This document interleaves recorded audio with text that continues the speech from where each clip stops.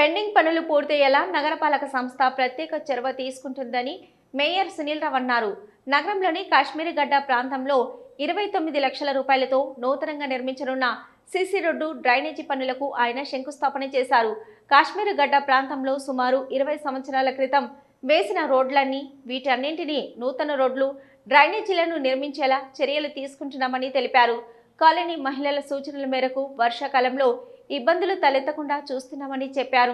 పూర్వకాలం నుంచి కాశ్మీరీ గడ్డ ముకరంపుర ప్రాంతాలు నడి మధ్యలో ఉన్నాయని, తద్వారా కొంత చెడిపోయాయని తెలిపారు. పాత రోడ్లను 3-4 నెలల్లో నూతనంగా నిర్మించనున్నామని చెప్పారు. ఈ కార్యక్రమంలో మేయర్ సునీల్ రావుతో పాటు కార్పొరేటర్ శ్రీదేవి, చంద్రమౌళి, కాలనీ వాసులు తదితరులు పాల్గొన్నారు.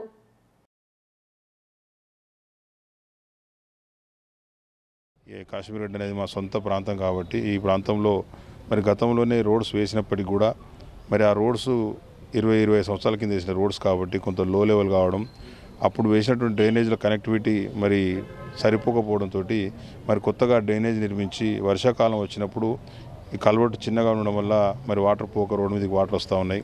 మరి మహిళా సోదరిమణులందరూ కూడా చాలా రోజుల నుంచి డిమాండ్ కోరుతున్నారు కాబట్టి కార్పొరేట్ గారు వెంటనే మరి నిధులు కేటాయింపు చేసి మరి పనులు ప్రారంభిస్తూ ఉన్నాం.